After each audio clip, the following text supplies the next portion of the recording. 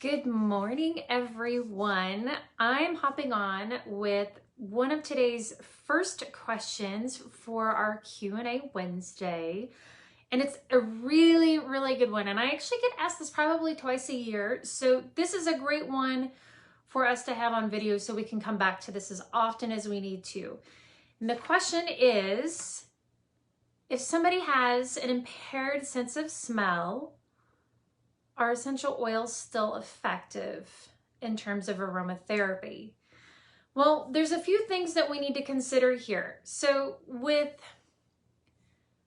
our sense of smell, as it were, we often are given touches of memories, feelings, emotions that are associated with certain smells.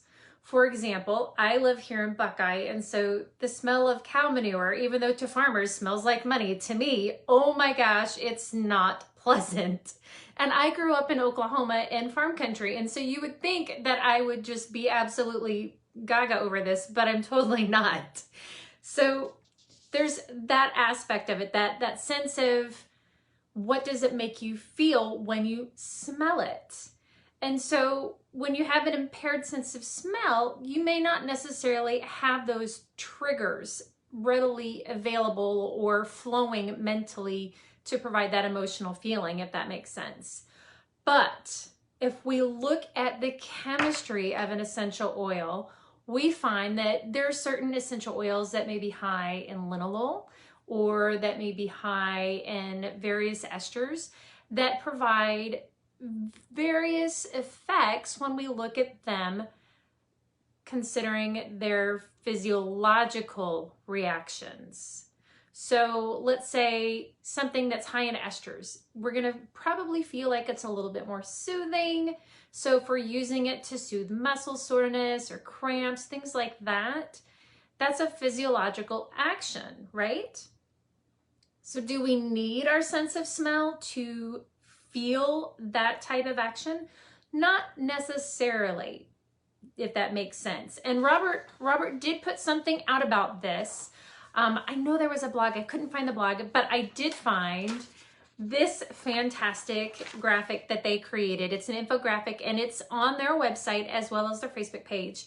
And their question, which is very similar to the one that was asked by Della, was if one has lost their sense of smell, does aromatherapy still work with the emotions like uplifting or physical, like relaxing? Relaxing tends to be associated with psychological, but what Robert said is essentially what I just said. It's, as far as we know, the psychological effects do not take place for someone who has completely lost their sense of smell, but the physiological effects still do. In other words, the body's going to react to essential oil constituents in the usual ways, but the mind, which controls our emotions, does not. So when we inhale an essential oil, there's a twofold reaction.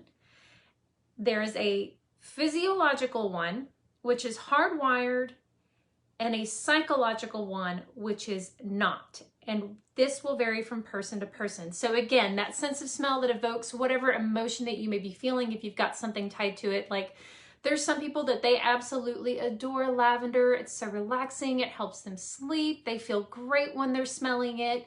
And then there's others, they may not necessarily like the smell of lavender because there's a bad thing associated with it. And oh, here's a really good one. And for those of you that love patchouli, you are going to love this story. One of my clients, who I am actually friends with and have been for several years, she had a love-hate relationship with patchouli, and to this day, it is a full-on hate relationship.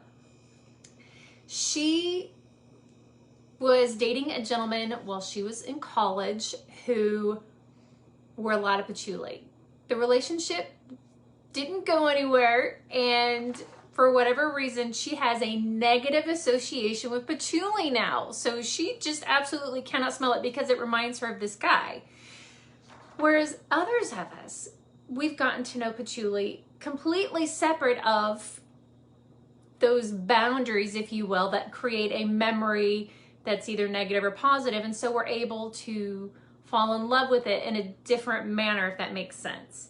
So it's really all about the individual, how they will psychologically react to a smell. And this is why I actually was talking to a colleague last night. We were talking about the psychological reaction that occurs when we smell anything, the smell of food, the smell of fragrance oils, you know, all these things can be considered therapeutic, because if something makes you feel good or something uplifts your spirits, that's considered a therapeutic effect when we're talking about aromatherapy. So that's the long short of it. Yes, you can still have a physiological reaction if you can't smell or have an impaired sense of smell. But is it going to be uplifting? Are you going to get that same psychological reaction? Probably not. So if you guys have questions about that one, it's a pretty straightforward topic. Do ask. I love questions. And I've got another one that's a lot more in depth that I'm going to have to spend some time with today, because it deserves a lot of information, and I'll probably be posting that one tomorrow. In the meantime, have a great Wednesday. We're halfway through the week. Yay! And I will touch base with you guys later. Bye.